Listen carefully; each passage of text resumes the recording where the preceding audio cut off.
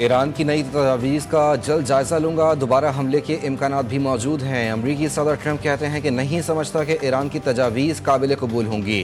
ہم نے ایران کی دوستانہ ناکہ بندی کر رکھی ہے۔ ایران نے جو کچھ کیا ہے اب تک ایران نے اس کی زیادہ بڑی قیمت ادا نہیں کی۔ جرمنی سے 5000 سے زیادہ فوجی واپس بلانے کا بھی اعلان۔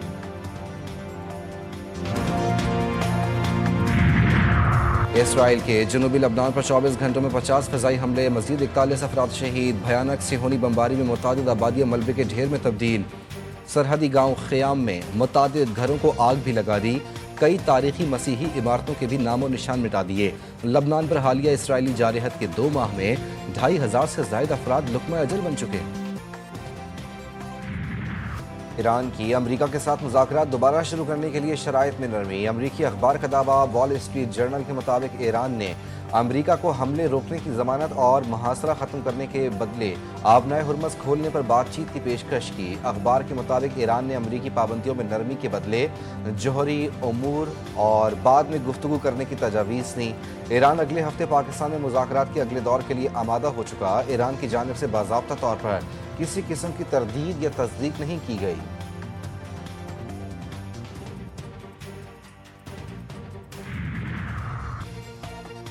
ایران نے نئی تجویز پاکستان کے حوالے کی ہیں جس کا مقصد اس جنگ کو مستقل طور پر ختم کرنا ہے۔ اب فیصلہ امریکہ کے ہاتھ میں ہے کہ وہ سفارتکاری کا راستہ اختیار کرے گا یا کشیدگی جاری رکھے۔ ایرانی خبر ایجنسی کے مطابق تہران میں غیر ملکی سفیروں کو مذاکرات کے حوالے سے بریفنگ میں ایرانی نائب وزیر خارجہ کا کاظم غریب آبادی نے خبردار کیا کہ ایران دونوں صورتوں کے لیے تیار ہے تاکہ اپنے قومی مفادات اور سلامتی کا تحفظ کر سکے۔ تاہم امریکہ کے حوالے سے ایران کا عدم اعتماد برقرار رہے گا کیونکہ اس نے سفارتکاری کے دوران دھوکہ دہی کی ہے۔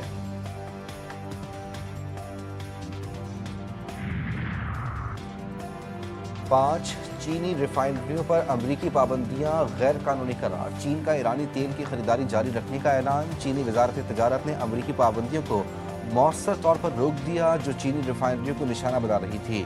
یہ فیصلہ قومی مفادات اور توانائی ضروریات کے تحفظ کے تحت کیا گیا۔ حکام کے مطابق چین نے پابندیاں نہ ماننے کے لیے باضابطہ طور پر 2021 کا اینٹی فارن سیکشن قانون استعمال کیا۔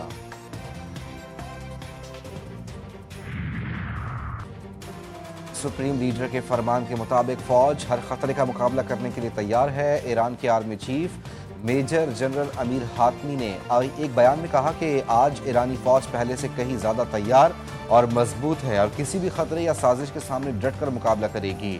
ایران کی مسلح افواج کے سینئر کمانڈر بریگیڈیئر جنرل محمد جعفر اسدی نے خدشہ ظاہر کیا ہے کہ امریکہ وعدوں کی پاسداری نہیں کرتا، جنگ دوبارہ چھڑ سکتی ہے۔ ماضی گواہ ہے کہ امریکہ کسی بھی معاہدے، وعدے یا بین الاقوامی اصولوں کی پاسداری نہیں کرتا۔ امریکہ کی جانب سے کسی قسم کی کارروائی کی گئی تو ایران کی مسلح افواج پوری طاقت کے ساتھ اس کا مقابلہ کریں گی۔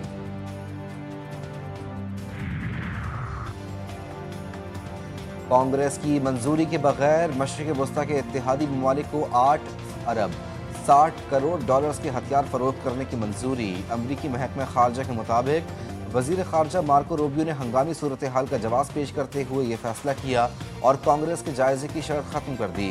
رائٹرز کی رپورٹ کے مطابق جنہیں امریکہ یہ اسلحہ فروخت کرے گا ان 4 ممالک میں اسرائیل، متحدہ عرب امارات، قطر اور کویت شامل ہیں۔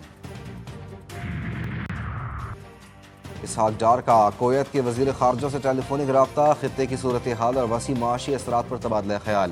ترجمان دفتر خارجہ کے مطابق اسحاق ڈار نے خطے اور دنیا میں امن و استحکام کے لیے پاکستان کی سفارتی کوششوں کو اجاگر کیا۔ دونوں رہنماؤں کا پاکستان اور کویت کے درمیان مضبوط برادرانہ تعلقات کا اعادہ۔ پاکستان اور افغانستان کے درمیان کوئی عارضی جنگ بندی نافذ نہیں۔ ترجمان دفتر خارجہ نے واضح کر دیا کہ پاکستان اور افغانستان کے درمیان صرف عید کے موقع پر 3 دن کا محدود وقفہ تھا۔ ان دونوں ممالک کے درمیان کوئی عارضی جنگ بندی نافذ نہیں۔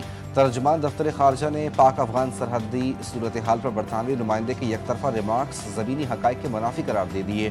کہا کہ مارچ میں پاکستان کی جانب سے عارضی وقفے کی خیر سگالی پیشکش کے باوجود افغانستان کی سرحد پار جارحیت اور دہشت گرد دراندازی کی کوششیں بلا تعطل جاری ہیں۔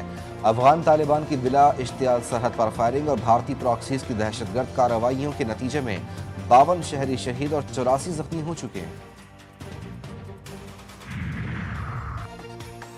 کابل کے علاقے باغ قاضی میں طالبان کی جانب سے اسلحہ اور گولہ بارود کا بڑا ذخیرہ منتقل۔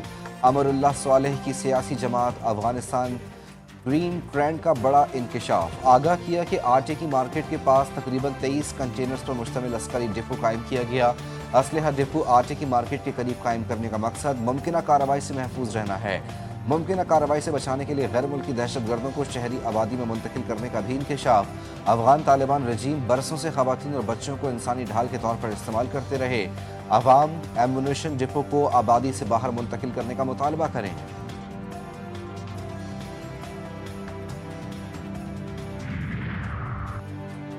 سعودی وزارت حج کی کم عمر بچوں سے متعلق نئی پالیسی واپس۔ وزارت حج و عمرہ نے کم عمر بچوں سے متعلق نئی پالیسی واپس لیتے ہوئے سابقہ پالیسی بحال کر دی۔ نئی ہدایات کے مطابق 15 برس سے کم عمر بچوں پر عائد پابندی ختم کر دی گئی۔ سعودی حکام کے مطابق اب 12 برس سے زائد عمر کے بچوں کو حج کی اجازت ہوگی۔ نئی عمر کی حد کے باعث مسترد ہونے والے ویزوں کو دوبارہ پروسیس کیا جائے گا۔ متاثرہ درخواست گزاروں کو درخواستیں دوبارہ جمع کرانے کی ہدایت جاری۔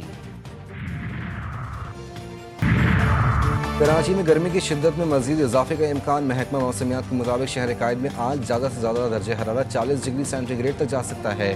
شدت 46 سے 49 ڈگری سینٹی گریڈ کے درمیان محسوس کی جائے گی۔ پیر کو بھی گرمی کی شدت میں اضافہ متوقع ہے، جبکہ شہر میں بارش کا کوئی امکان موجود نہیں۔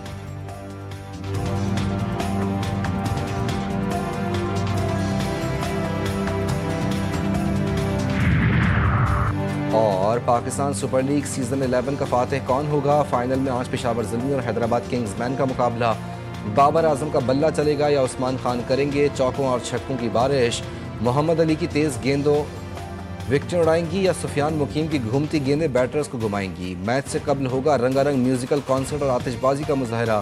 اختتامی تقریب میں شام 6 بجے نامور گلوکار پرفارم کریں گے۔